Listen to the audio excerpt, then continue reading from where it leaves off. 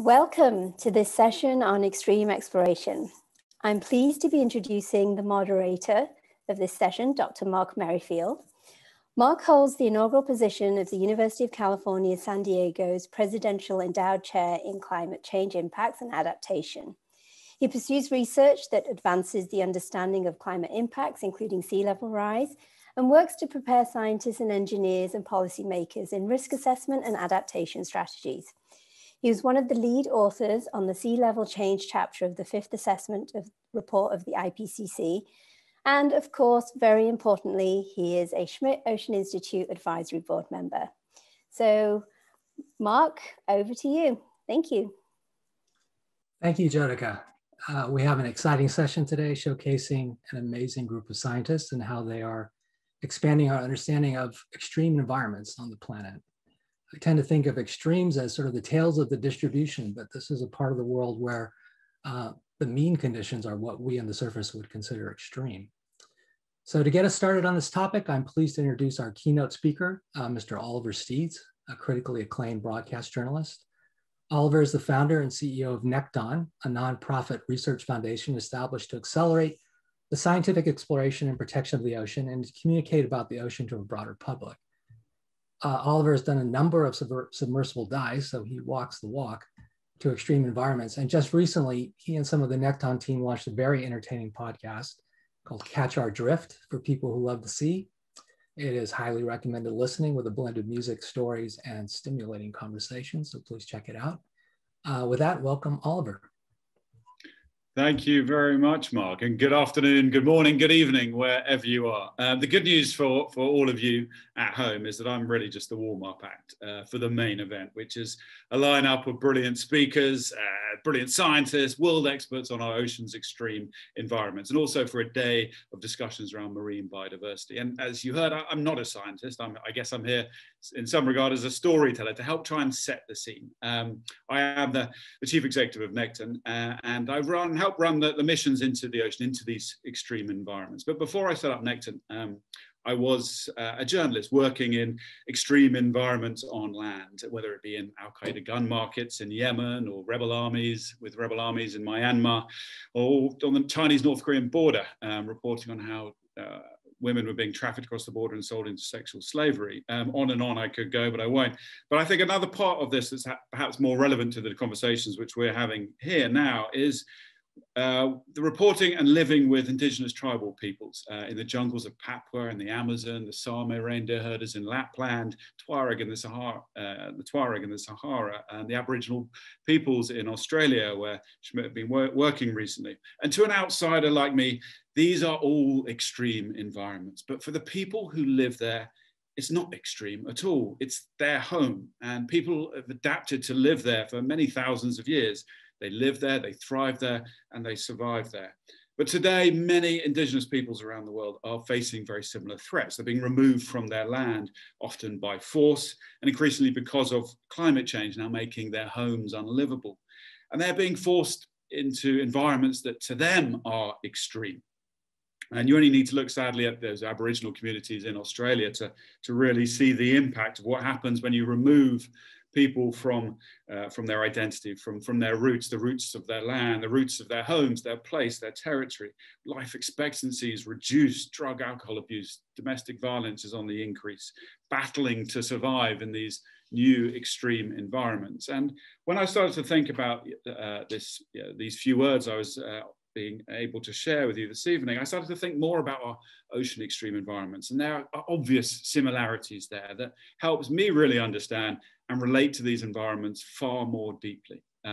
Extreme environments are, of course, wholly subjective. And to understand any place on Earth, you need to try and see through the eyes of who lives there.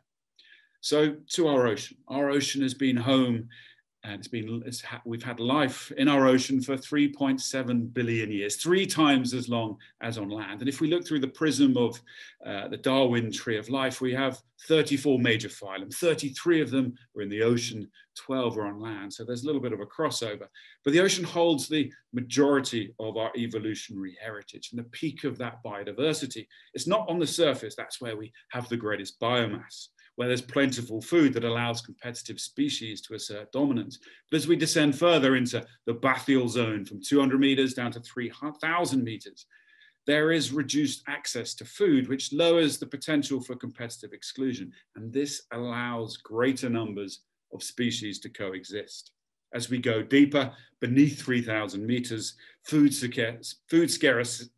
scarcity lowers population numbers and hinders that diversity, with the exception, of course, of some extreme environments like hydrothermal vents. But this is where we have life living under pressure.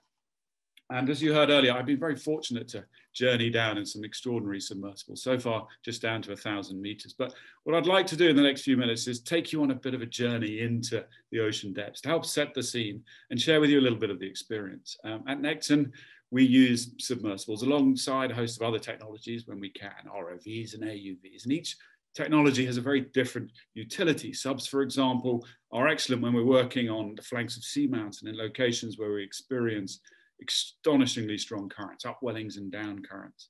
And the subs we use are made by Triton, and they have these extraordinary transparent pressure spheres, which provide an incredible platform for scientists to observe the undersea world. And observation is the basis of scientific inquiry. So to our journey down, the surface of the sea is obviously where we begin this journey, and it's like a mirror to the sky. We have to smash that mirror to descend. And as we descend, of course, pressure starts to build 1 atmosphere every 10 meters at full ocean depth, 1,100 times the pressure than we have on the surface. And the light spectrum dissipates quickly. The reds and the yellows go first, and you start to descend through these shades of blue, deepening blue, the deeper you descend.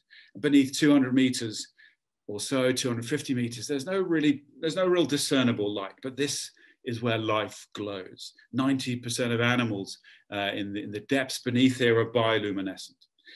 But from 120 meters down to 300 meters, this is where you find an environment called the rareophotic zone, the rare light zone. And amazingly, this unique zone, this unique habitat, home to unique species, was only first described in 2017 by Carol Baldwin around Curacao. And our team helped to confirm its discovery during our mission in Bermuda and subsequently in Seychelles. And now we know it's there. We know it's in the Caribbean, we know it's in the Atlantic, we know it's in the Indian Ocean. Now we know it's there, of course, we can help protect it. But in my mind, what that really shows us is how little we actually know of the ocean. As if this zone in just the top 300 meters of the water was unknown till a couple of years ago. What more must await us on our journey down? So let's continue. We still have a way to go, and I don't have that much time. So quickly down to 300 meters. This is the depth where we find the deepest known giant spider crab, which I understand can measure 12 feet from claw to claw. Down at 500 meters, I'm going to take you on this journey down pretty quickly, so stay with me if you can. 500 meters, diving depth of the blue whale, the loudest animal on the planet, possibly heard by other whales up to 1,600 kilometers away. Then 534 meters, the deepest dive of any bird, of course, the great emperor penguin. Down at 7,000 to 1,000 meters is the depth range of the giant siphonophore, what the Schmidt Institute found recently, obviously, off Australia. They can grow apparently up to 400 meters, and my young daughter reminded me today that they can have up to 300 stomachs. I need to get that one fact checked by one of our expert panelists. Deeper down, we're down at 979 meters. This is the deepest depth for the whale shark, the biggest living fish, up to 12 meters long. Down around 1,000 meters, this is where we start to see the emergence of the vertical migration, the largest migration, animal migration on Earth. Happens every day. A day as the sun sets, animals starts to rise from these depths, from this midnight zone to feed. And every night they're drawing carbon from the surface into the depths, into this midnight zone, the largest carbon store of our planet. So at 1,000 meters, we're leaving the twilight zone as it's become popularized to enter the midnight zone. For those of you who want to know where the name really first was popularized, it came from the Octonauts. If you have young kids like I do, the Octonauts is well worth watching. And even if you don't, I've learned a lot about science from watching it. It was the Octonauts that captured our imagination on the midnight zone. Anyway, digress. 1,000 meters and 1,020 meters, the deepest combat sub the Soviet Mike class K278 if you're interested. 1,522 meters deep water horizon, which gives a bit of a false reading because they actually extended over 5,000 meters into the rock. And it's, of course, the largest oil spill in US history. Down at 2,000 meters, this is where we find some of the deepest current sea bottom trawling that's going on. These trawlers can measure 60 meters wide, and approximately, I understand, we are clear cutting about 150 times the area of our seabed compared to forest on land on an annual basis. If we go down now to 1,857 meters, depth of the Grand Canyon, we're just scratching the surface of the ocean, of course. 2,250 meters, the deepest known sperm whale. They can dive the length of a football pitch every 60 seconds. Down at these depths, this is where we find some of those deep corals, black coral colonies that can live to over 4,000 years old, the oldest recorded marine organisms, making them older than the Great Pyramids of Egypt. 2,500 meters, this is where we found the first hydrothermal vents back in 1977 on the Galapagos Ridge. And instead of those barren landscapes, there were vents teeming with tube worms, mussels, clams, crabs, snails, and shrimps. And that's where we discovered chemosynthesis, creating energy through chemical reaction rather than sunlight. 2,992 meters, the deepest known mammal, the Cuvier beaked whale. Down at these depths, temperature is starting to get around quite constant, down to 2 to 4 degrees, except of course, apart from those hydrothermal vent systems. 3,400 meters is the deepest offshore oil rig.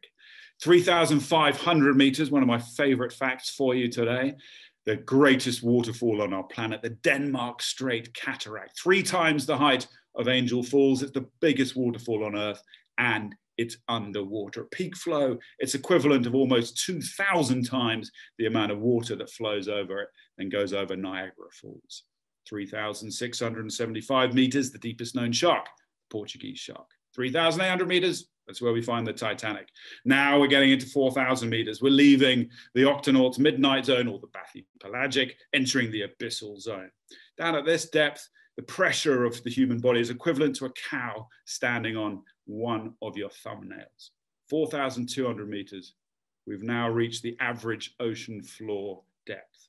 This is an ocean, our ocean is full of these extraordinary undersea mountains, estimated to be over 100,000 of these seamounts, higher than 1,000 meters around the world. Altogether, they encompass over 28 million square kilometers of Earth's surface. That's larger than deserts, tundra, or any single land-based global habitat. The largest mountain range on Earth is, of course, the Great Mid-Atlantic Ridge. And it's down on these mountain ranges that we have 80% of all volcanic activity on Earth occurs in our ocean, accounting for 75% of our annual magma output. 5,500 meters. Malloy Deep, the deepest part of the Arctic. 6,000 meters, we're now leaving the abyssal zone, entering the Hadal zone. 30 deep trenches that exceed 6,000 meters. And it's down at this kind of depth where we find the deepest level of ocean cables, carrying 95% of our internet traffic. 7,000 meters, the deepest known octopus, of course, the great, the wonderful, the inspiring Dumbo octopus. Down at 7,192 meters, the Java Trench, the deepest part of the Indian Ocean. 7,435, the South Sandwich Trench, the deepest part of the Southern Ocean. 8,145 meters, the deepest known living fish, found by, I think, Dr. or soon to be Professor Jameson, who we're going to be hearing from tomorrow. Then we get 8,376 meters, the deepest part of the Atlantic. 8,848 meters, you've guessed it, it's the height of Everest, and we've still got a way to go on our journey down. 10,000 meters, pressure is obviously 1,000 times what we have on the surface. That's the equivalent of 3 Humvees resting on one thumbnail, I've worked out. Maybe, I hope I'm right. 10,911 meters. This was where Jacques Cousteau and Don Walsh went down, the first people ever to descend into the deep ocean in 1960. It was called Project Nekton. Obviously, that's why one of the major reasons we've inspired our name as Nekton. 2012 was when James Cameron went down. And then by that time, only 12 people had ever been, only 3 people had ever been down to the deepest part of the ocean, where we had 12, obviously, that had been on the moon. 24 had been to the moon, 12 had actually walked on the moon. And it was only 2019 that we've had, since then, we've had 13, I think, more people have now been to those depths. 10 of them in a submersible built by Triton, 3 in the Chinese built submersible, where they found a new deepest location, 10,928 meters, full ocean depth in the Marianas Trench. So our ocean, this 3-dimensional living space, is of course home to our planet's biosphere, 99% of our planet's biosphere, where there is life on our planet. And to us humans, all of it is extreme. To those who live there, it is of course home. Our ocean, this home, holds 3.7 billion years of our evolutionary heritage. And yet at least 91% of all marine life remains undescribed. It's fundamental to life on our planet. It's our life support system. It regulates our planet's chemistry, our planet's climate. It provides food security for billions and support lives and livelihoods for billions more. And as we all know, the ocean is being sadly degraded and eroded through overexploitation, habitat loss, pollution, impacts from climate change, invasive species, and all sorts of other pressures. Climate change is expected to result in a disproportionate level of species loss in the ocean due to the narrow thermal range tolerated by marine ectotherms. Ecosystem collapse on a global scale is a real possibility. And now more than ever, we need marine scientists, especially those working in extreme environments, to help meet the need of the ocean, the needs of the planet and humanity to meet this existential threat. So to conclude this warm-up act, please just remember one thing. Extreme is subjective. To understand any place on Earth, we need to try and see through the eyes of who lives there. So over to you, my very esteemed panel, and who I hope can help us see through the eyes of what lives in our ocean.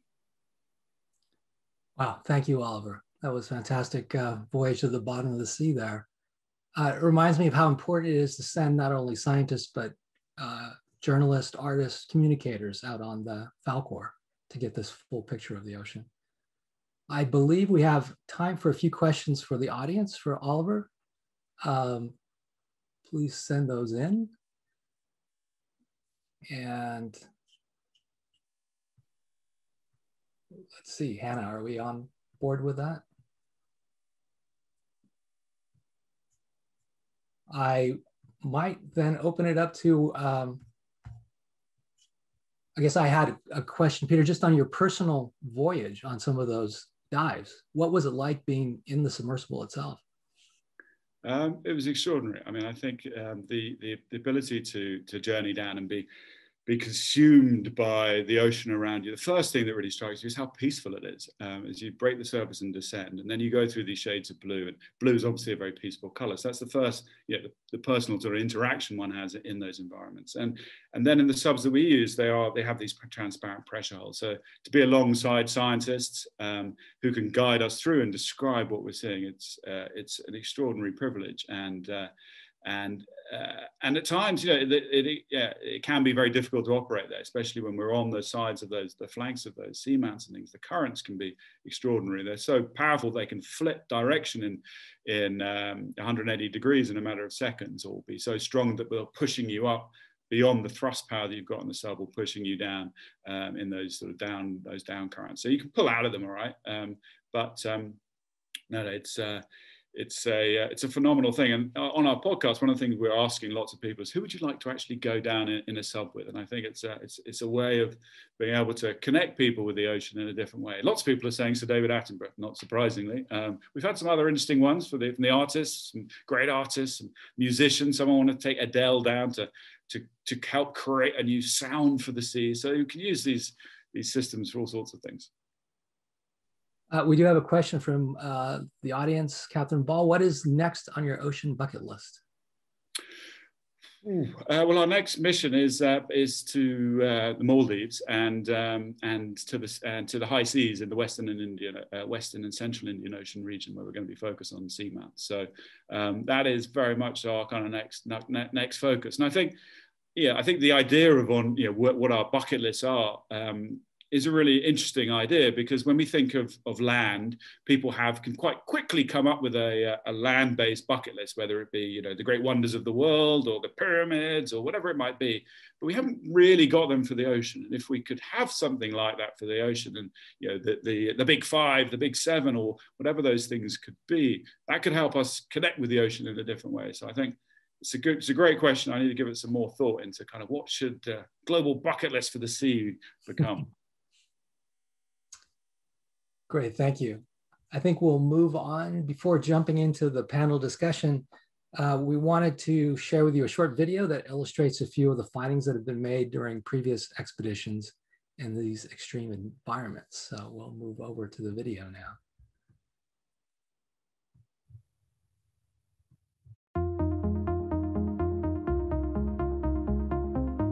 The single greatest impediment to studying the deep ocean is that it's not as transparent as air.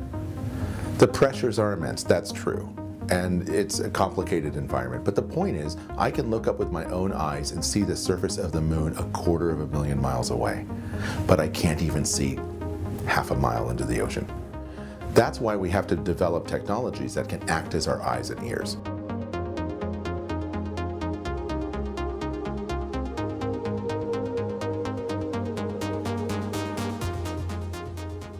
Me, I want that moment of discovery and that just the adrenaline rush that you get when you see something for the first time. Holy cow.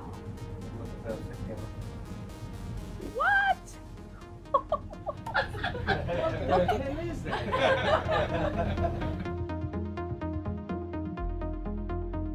Una de las cosas que estamos haciendo en esta expedición aquí en la cuenca Pescadero a bordo del Falcor es tomar las primeras mediciones de flujo de calor que se han realizado en la cuenca Pescadero.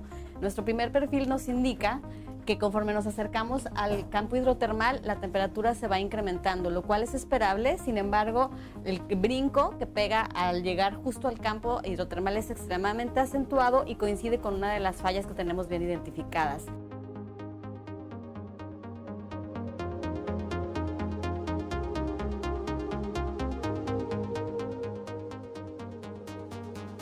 You often hear about people discovering new organisms, but what about new metabolisms? New ways of processing carbon and nitrogen and sulfur. This is the kind of place where you can actually find something new in terms of metabolic diversity.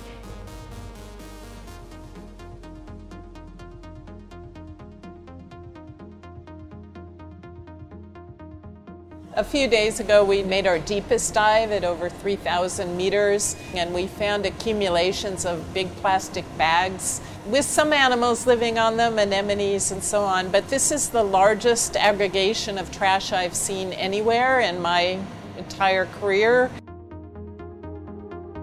I think it's important for people to realize that just because you can't see it or eat it doesn't mean it's not an important part of our planet. The deep sea is something that needs to be taken care of and managed very carefully in the coming years.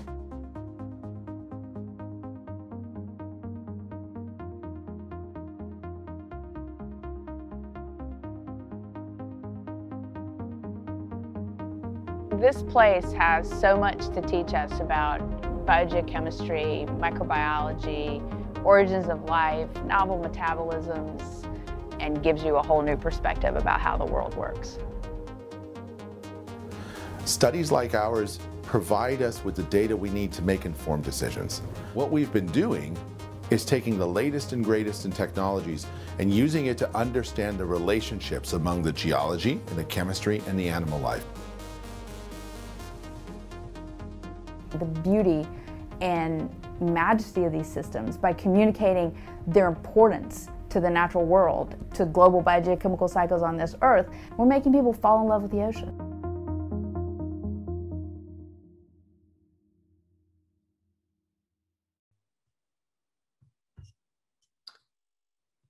Okay, well, let's get right into it then. So it is a pleasure to introduce our first panelist, Dr. Raquel Negrete-Aranda. Raquel holds an academic chair at the Center for Scientific Research and Higher Education at Ensenada, or CICESE.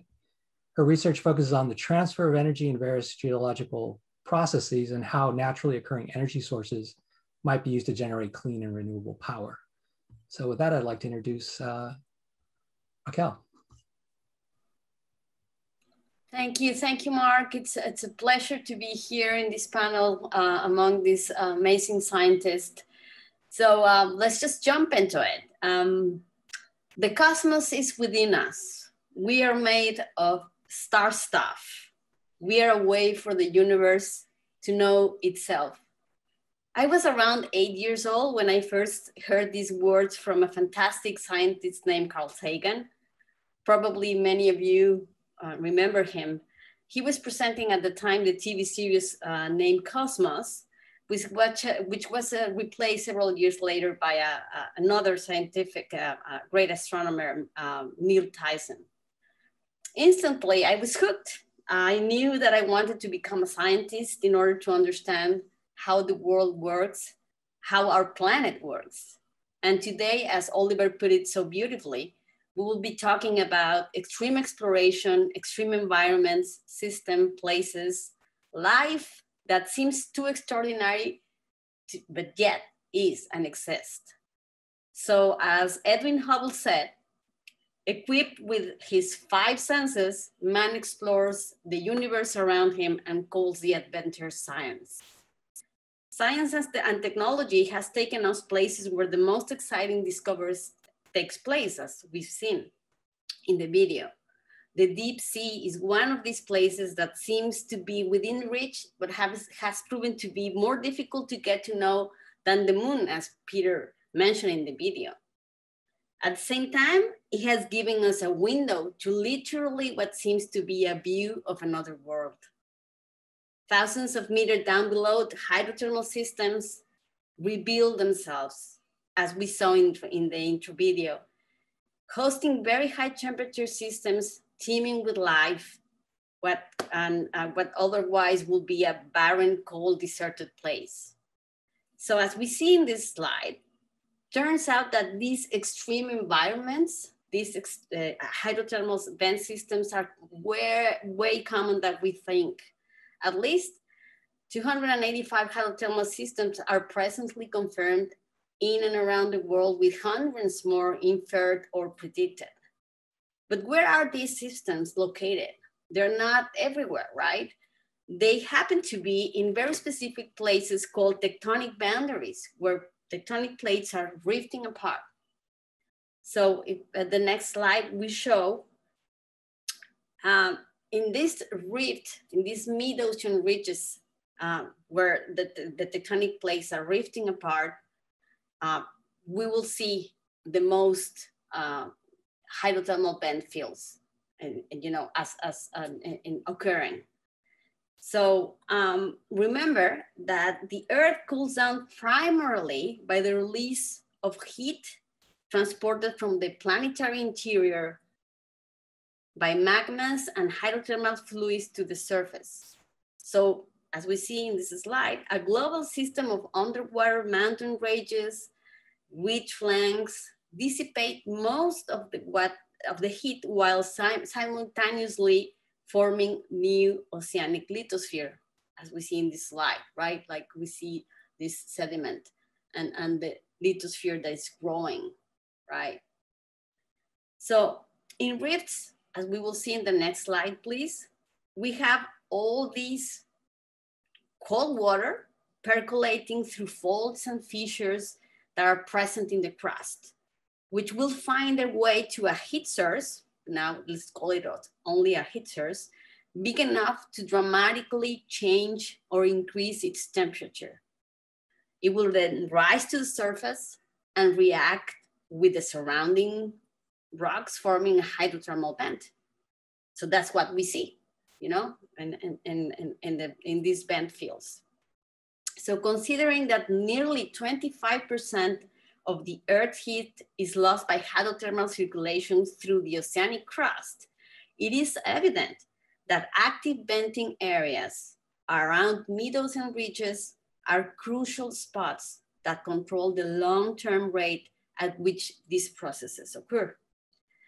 The next slide, and the last one, will show us that since the early 70s, actually 60s, hydrothermal vents have been studied in increasing detail using higher resolution tools, bringing new clues about the factors controlling fluid migration and the lithosphere and seafloor discharge.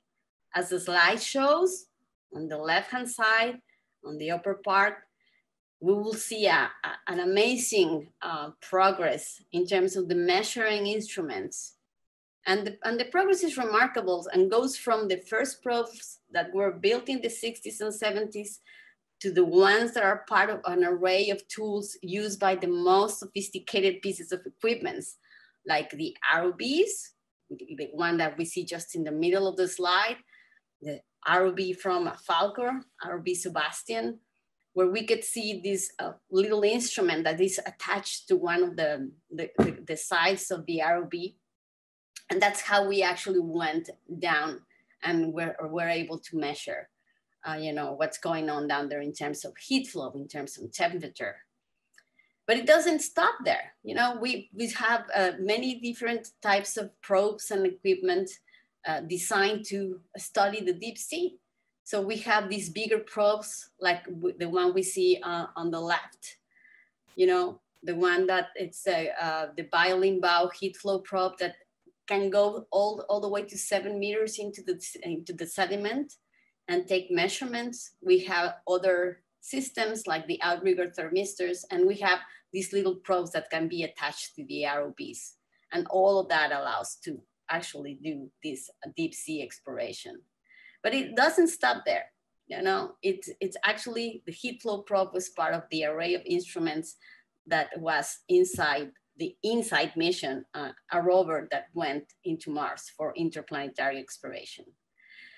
So as you saw in the intro, the newly discovered hydrothermal vent fields that Samantha was admiring in the video, they're located in the Pescadero Basin in the southern Gulf of California, are exemplary cases to study the subsurface plumbing of these systems using local temperature measurements, geochemical data, seismic surveys, and this is all the geologic part, all the geologic component that will add to the discussion as we will see with my colleagues when they explain the biology, the chemistry of these systems. Remember, ultimately, our goal is to resolve the components of the geothermal system feeding the vent fields and understand how it works. I give back to you, Mark, so I don't consume too much time from my other colleagues. Thank you very much, Raquel. Let's see here, what's going on with there we go. All right, so our next speaker panelist is Mandy Joy, Dr. Mandy Joy. Mandy is the Regents Professor and holds the Athletic Association Professor of Arts and Sciences Distinguished Professorship position in the Department of Marine Sciences at the University of Georgia. She is an expert in biogeochemistry and microbial ecology and works in deep sea and coastal ocean environments. Mandy will tell us a little about the life forms, taking over from Raquel's talk. Thanks, Mark, and thanks for having me contribute to this panel today. I want to spend some time talking about free-living microorganisms in the deep sea, and you'll see a series of slides as I speak. I'm not really going to speak to each individual slide, but I want you to pay attention to the colors, because the bright colors that you see in many of these slides are actually living microorganisms, and the reason that they're colored is because of their proteins. The proteins are orange or white or yellow, in some cases purple and pink. But in the deep sea, color is life, except on this first slide where color is oil. Oil and gas are discharged from what's known as cold seeps across seams of the globe, so much as like Raquel showed for the hydrothermal vents. And I'm going to talk a little bit about the organisms that inhabit all of these systems, because really deep sea extreme environments, hydrothermal vents, brine pools and basins, mud volcanoes and cold seeps All of these systems provide a high flux of many different reduced energy sources to microbial populations. In many cases, it's gases like methane, hydrogen sulfide, and hydrogen gas. In other cases, it's reduced compounds like ammonium, but microorganisms can take advantage of these energy sources.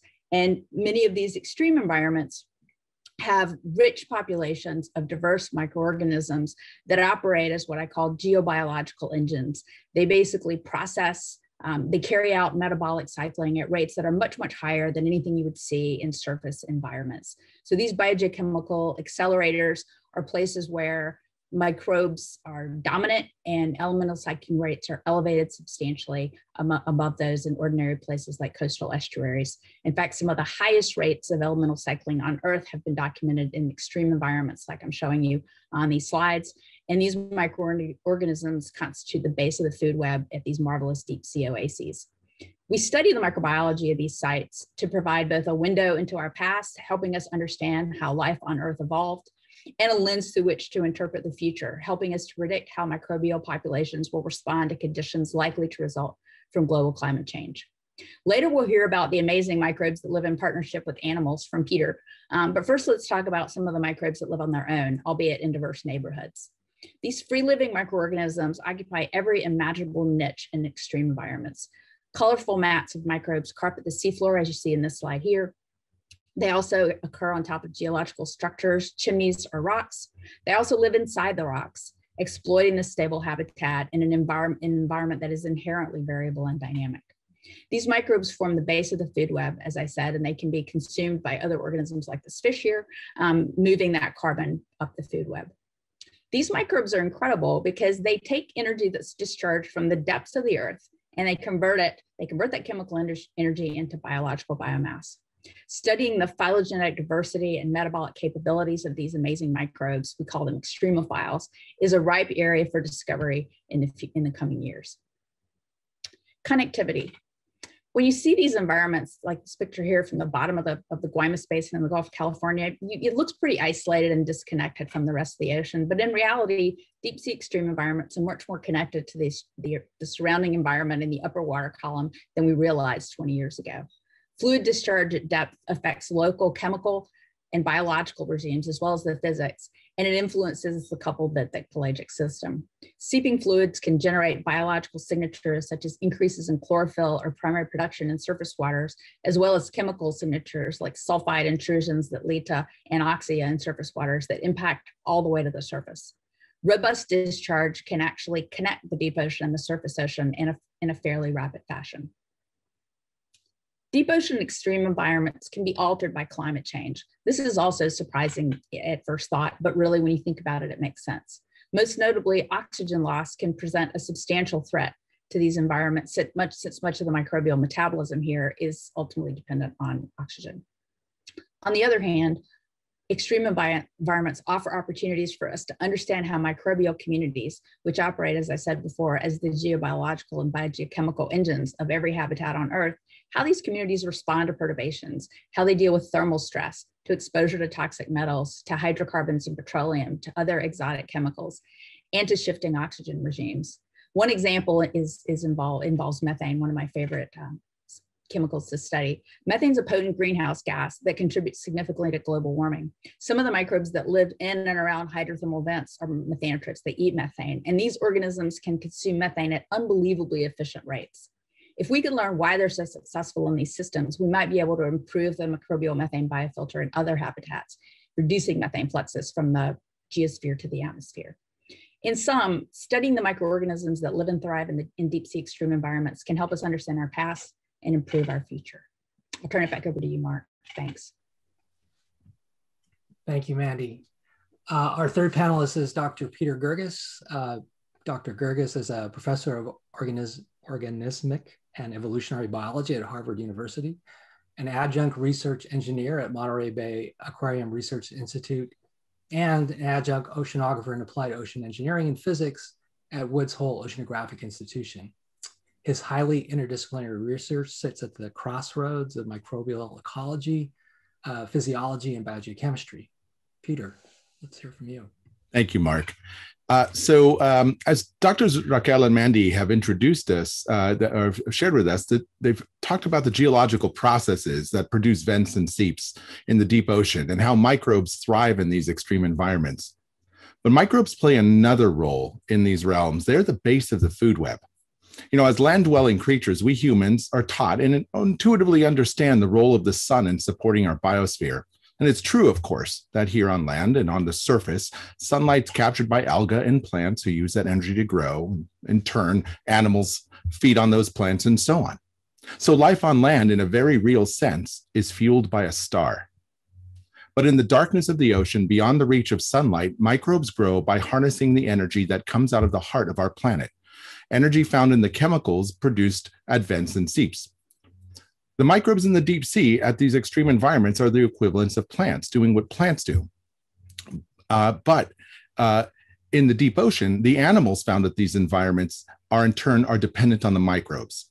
So I want to take you on a tour of some of the animals that live in these extreme environments. And let's start with the hunter-gatherers.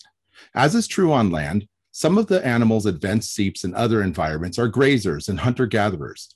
They make a living mowing down the microbial mats that grow off the chemicals in these environments. The limpets seen here, for example, are found in spades at so many vents and seeps. It's insane. There are numbers that are seemingly incomprehensible. And they thrive by grazing on the microbial mats. Other animals, like the crab you see on the right-hand side here, are hunters plucking off those animals that they can get their claws on. Next slide, please. But there are other animals that thrive in these environments that are more like farmers. The most famous of these is, oops, I think we skipped one. If we could go back one, please. Thank you. The most famous of these has got to be the Yeti crab. The Yeti crab has arms that are covered with hair-like filaments. It's a fuzzy surface upon which microbes grow. And these crabs wave their arms in the warm water, ensuring that the microbes get the chemicals that they need to make a living. They in turn likely eat on these chemicals. And, watching them, it's not hard to think that they're having some kind of party down there in the darkness. This farming of microbes is seen in a number of animals in extreme environments, including worms like this alvanellid worm you see here and many others. But farming is, put simply, something that animals have developed long before we humans ever thought of the idea. Next slide, please. But I'll admit to a bias here. In my opinion, at least, it's the animal microbial symbioses that are really most breathtaking. At vents and seeps, there are animals who have evolved intricate partnerships with microbes, evolving organs in which they grow microbes deep inside their body. Take the tube worm Riftia pachyptila, the hydrothermal vent tube worm you see here on the right. Now, as an adult, this worm has no mouth, no gut, or no anus as you think of it. It can't eat another worm or a limpet or any kind of particle of food. Rather, it hosts billions of bacteria deep inside its body and has evolved the ability to absorb chemicals that it needs to feed those microbes. In turn, the microbes feed the worm. Some of these chemicals, interestingly enough, like sulfite, are really toxic to animals, more toxic than cyanide. And yet the worms evolved a way to bind it and deliver it to the microbes without poisoning itself. All of the animals you see here have similar adaptations that allow them to keep bacteria alive deep inside their bodies, bacteria that in turn harness the energy from those chemicals and feed themselves and their host. What's really astonishing is that these animals living there in the darkness are some of our planet's fastest growing creatures. The worms you see here, this Riftia worm, grows faster than bamboo or kelp, fixing extraordinary amounts of carbon. And they do all of this in the darkness of the deep sea. Next slide, please. These symbioses really are so successful because they represent the best of both worlds, bringing together the microbes' amazing biochemical capacities and combining it with animals' amazing morphological diversity, different body shapes and specialized tissues to do particular roles. And together, the partners have an opportunity to grow and thrive in these extreme environments, actually throughout our biosphere when you get right down to it. Next slide, please. And while these environments, as Oliver pointed out, seem extreme, from our point of view, we know that they are energy-rich habitats that are teeming with life, both on Earth today and in Earth's past. And this may also be true on oceans beyond Earth, because there are at least 6 moons in our solar system that harbor water. Some of them are candidates for supporting life. This, of course, begs the question, is anyone alive out there? And who knows, we may one day find that vent microbial communities similar to our own are found on some of or all of these moons. And that'll take the idea of extreme environments to a whole new level. Or perhaps we might pause and redefine what an extreme environment is, thinking of these habitats here on Earth and abroad as being the more normal or more common ones, and thinking of our own oxic dry worlds as being an extreme. So thanks, and I'll turn it back to you, Mark. Great, thank you, Peter. Our last panelist is Dr. Lisa Levin. Lisa is a distinguished professor at the Scripps Institution of Oceanography at the University of California, San Diego. She's in the Integrative Oceanography Division and the Center for Marine Biodiversity and Conservation. Lisa's research interests include biodiversity of deep sea methane seeps and oxygen minimum zones, the influence of oxygen, deoxygenation and acidification on upwelling ecosystems, and conservation and sustainability in the deep sea. Lisa. Thank you. It's my pleasure to follow Peter, who introduced you to the animal life in these environments, and to be able to talk about the wondrous and beautiful nature of these. Could I have the next slide, please? To live in these strange settings, animals have had to evolve superpowers.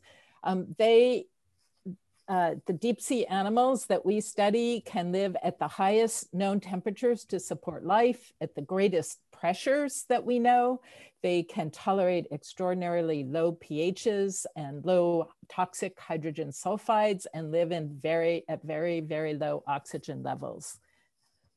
Next, please. We have animals, as you heard from Peter especially, that have evolved to get their food from chemicals, living symbiotically, but there are also animals that can feed on wood or bone through bacterial symbioses.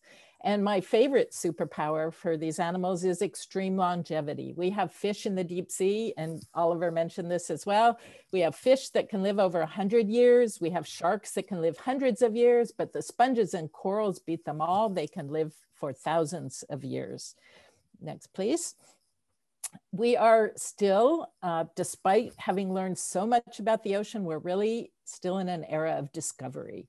We have discovered novel ways of making a living that Mandy and Peter have talked to us about. My favorite is this discovery from just a few years ago off the coast of Costa Rica, where we found walls of worms, serpulids and sabellids, once thought to be filter feeding worms, to be living symbiotically with methane eating bacteria, providing their food. Next please, we have discovered at methane seeps that the rocks are alive. They're filled with living microbes that actually make the rocks, but there are many different animals as well that live on them and connect the seeps to the outside world. The animals and microbes that abound on carbonates provide food for animal predators like the octopus, the crabs, and the skates, as you see in these pictures. Next, please. We have discovered that deep sea settings are New.Found nurseries, that sponges can support juvenile rockfish, that fish larvae live in sea pens. We've discovered octopus, skates, and rays that live in warm venting water, even, or their egg cases are laid in the venting waters, even though the adults don't live there. And my favorite New.Found nursery, and the next slide, is a discovery made on the Falkor just under 2 years ago, that giant protozoans act as nurseries for deep sea snail fishes. They lay their eggs inside and the embryos develop in these fist-sized single-celled animals. Next, please. We are still discovering new ecosystems. For example, on the Costa Rica margin, we've discovered a region where warm fluids are emitted from a subducting seamount on an organic rich margin, and this leads to the coexistence of hydrothermal vent animals with methane seep animals. We call this a hydrothermal seep. All of these discoveries, with all the wonder of the animals here, are turning out to potentially provide solutions to some of society's most wicked problems. For example, the biological pump in it, sequestering carbon into the deep sea, the methane filtering that Mandy talked about, the fact that microbes can consume carbon dioxides all promise some solutions to climate change. We have been able to harness to make biomedical advances. Tube worms provide a template for artificial blood, deep sea corals for bone implants, and sponges and some other organisms provide compounds that have antibiotic, anti-cancer, and anti-inflammatory properties. There are new industrial applications emerging from the deep sea and bio-inspiration for new materials, new armors, new light conductance, and even a deep sea sea urchin has been a model for a space exploration rover. So all this speaks to the need, I think, to maintain the integrity of these ecosystems and to keep them healthy for the well-being of people on this planet. And with that, I'd like to thank you, turn it back to Mark. Thank you, Lisa, and thank you all to the entire panel. I think we have some time for general discussion and some questions from the audience. Let me just start it out by saying I was really taken by this notion that microbes are the base of the food web here, which of course makes sense.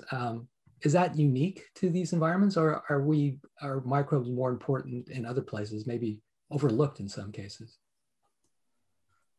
Oh, I bet you everyone here has an answer to that. But I'll let my colleagues chime in first. Well, I'll let the microbiologists answer that question. So I think it's fair to say that microbial primary producers are abundant across Earth's habitats. And it's really easy to ignore the relative importance of these organisms in the surface world. Because of sunlight, but chemosynthesis is there, and it happens. It's dominated in most environments by photosynthesis. But where you have either a light limitation or an excess of chemical energy, like Yellowstone, for example, chemosynthesis can dominate. It just has to be the right cocktail of conditions. Yeah, for sure. And maybe a sort of a generic way to think about it is that we know that microbes have this tremendous sort of physiological repertoire of enzymes and the like that allow them to harness energy as it's available, where it's available. So while photosynthesis is this really dominant way of making a living in the photic zone, and we know that microbes in our ocean are responsible for much of the planet's productivity. Mandy nailed it, right? When you go to environments where there's a niche that has available energy, you almost always find a microbe there. It's like this running gag that if there's energy to be had, there's going to be a microbe that's going to be evolved to exploit it. And that seems to be holding up. I'll just chime in and say that even without chemical energy, microbes are often feeding the animals. Most of the deep sea is covered with sediments, and those sediments live off the organic matter that falls from the surface into the deep sea. And most of the animals that are living down there, eating the sediments, are eating the microbes, basically. We also tend to think of these environments as pretty isolated from the surface and potentially from climate change. Are there any climate impacts that might be pertinent to these ecosystems? Absolutely. Yeah, absolutely. And they're surprisingly not isolated. I mean, there have been a number of studies published just in the past 5 or 6 years that have shown really shockingly effective connections between the deep sea and the surface ocean in areas of seepage. Because if you think about this plume of material, it's a buoyant plume and it's turbulent, and it impacts the water column all the way to the surface, even in 4,000 meters of water.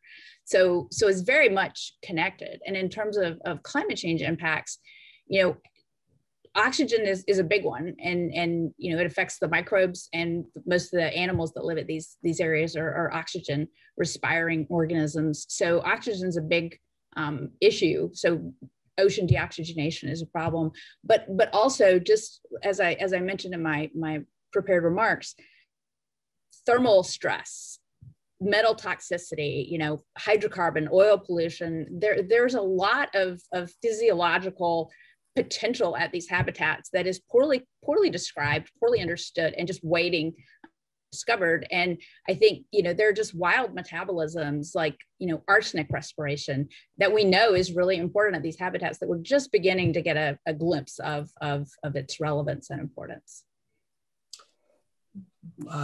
Here's a question from the audience. This is from Christina. Do hydrothermal vent ecosystems sequester carbon like kelp and seagrasses do? Yes, that is almost a foregone conclusion. And so it's a wonderful question, though, because saying yes is the easy part. Saying how much, that's the hard part. And part of that comes back to the fact that, as Lisa pointed out, we have these sort of kind of model study sites in a lot of cases. We study vents on the East Pacific Rise or the Mid-Atlantic or the Lau Basin. But understanding the extent of those vents and how much carbon is sequestered globally, that is a tall order. And so we really are still in this phase of discovery. I think another important point is they filter methane, both at vents and seeps. Yeah. That methane then doesn't make it into the atmosphere. Methane's a very potent greenhouse gas. And so understanding the role of the microbes and the animals in removing methane that's coming out from the Earth's crust is super important.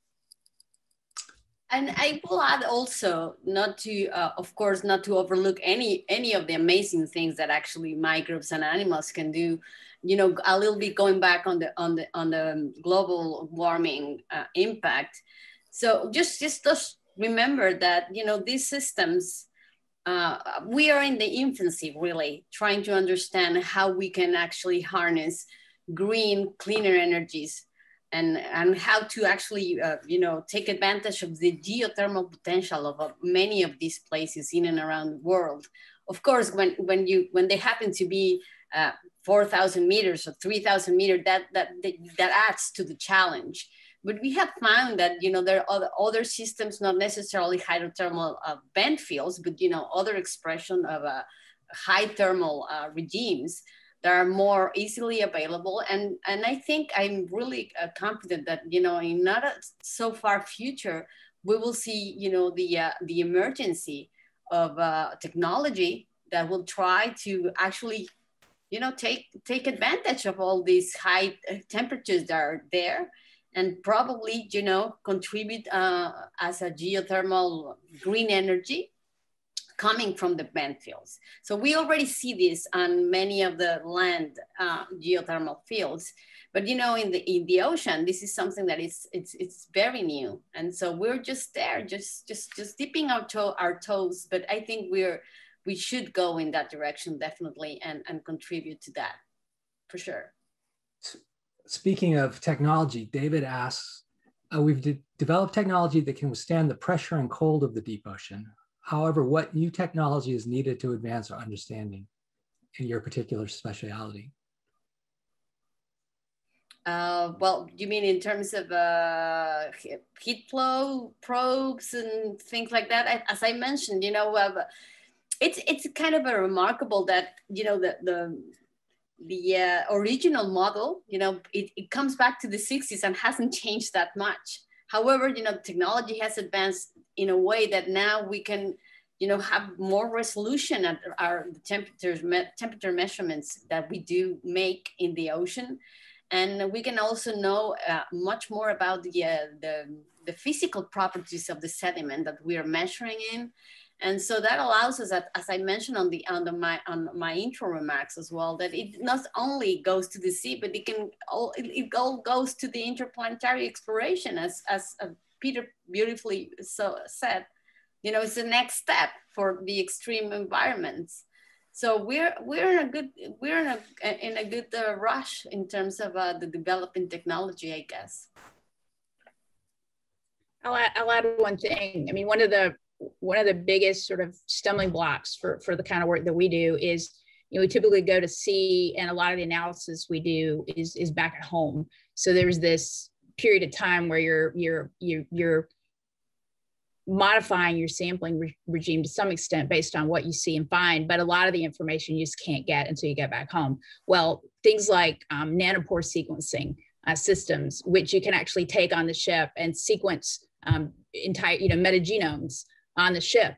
And the Falcor, with the kind of computing capabilities that are available on ship, you can actually do the bioinformatics that you need, that you would normally do on your computing cluster back home. You can do it at sea. And those kind of advances can help you really target your experiments and ask more specific questions in the field, which really accelerates your ability to make discoveries, because you don't get home and then go, oh my gosh, if only I had known X, I could have done this experiment. You can actually figure it out on the ship.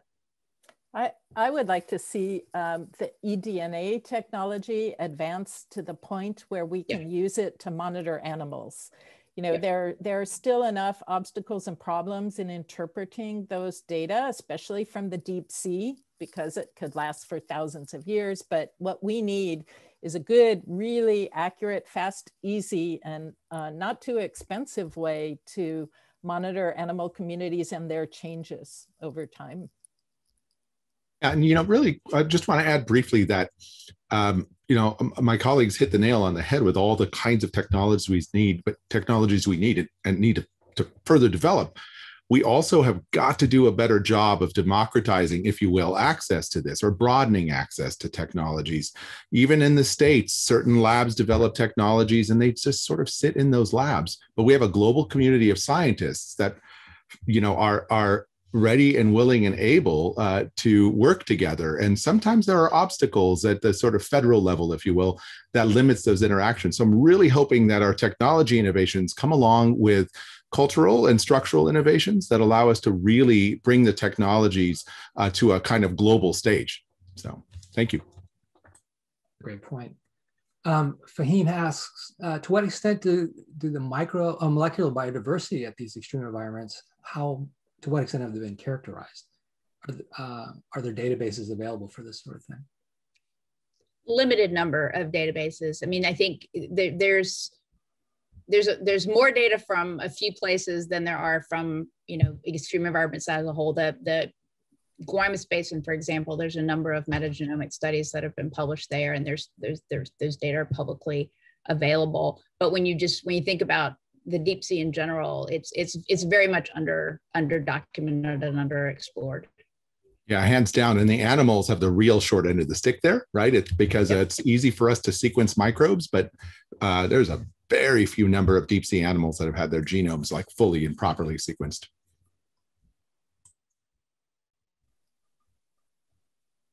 I'm sort of struck by all the beautiful images of such colorful, and the shapes are just fascinating. And all this is going on with no light. I mean, it's sort of odd to think that so much is going on when you can't see it visually. I was wondering if anyone had comments on that sort of, that richness. It's what keeps us going. It's the passion of the wonder of actually being able to go down and look at what's happening, either whether we're down there or the ROV and the camera's down there. And I would say telepresence and the ability to share these images with the rest of the world is a tremendous innovation. And we're really grateful to Schmidt Ocean Institute for helping to make that happen. Absolutely. It's also clear from your comments that people are part of this ecosystem. There's some far-reaching ramifications that were brought up in terms of new drugs and new products and energy sources. Does anyone want to just comment on that connection as we close up here? I'll say it's growing. Does anybody else want to speak? I could go on forever about this topic of humans in the deep sea, but the human footprint is rapidly increasing, and we need to really get a handle on how to manage ourselves and manage the resources down there in a way that's going to leave the deep sea intact for future generations.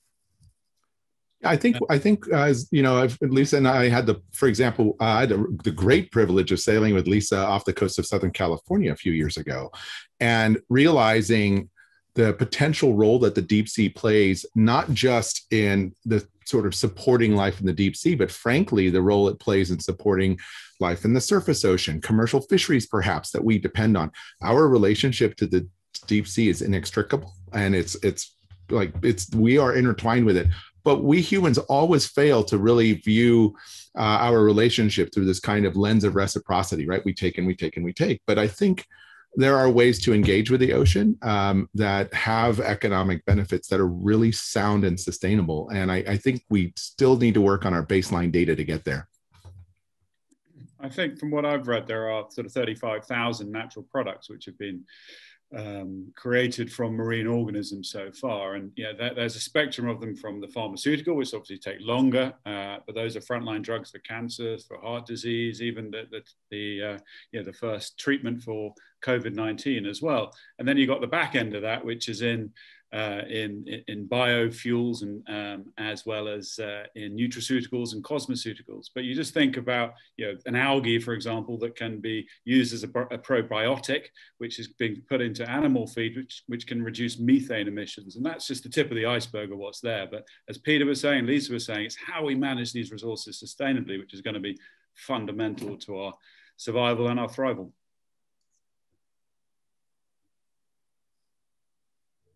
We're getting to the end of our session here. I just want to thank Oliver and our panelists for transporting us to this amazing part of the planet.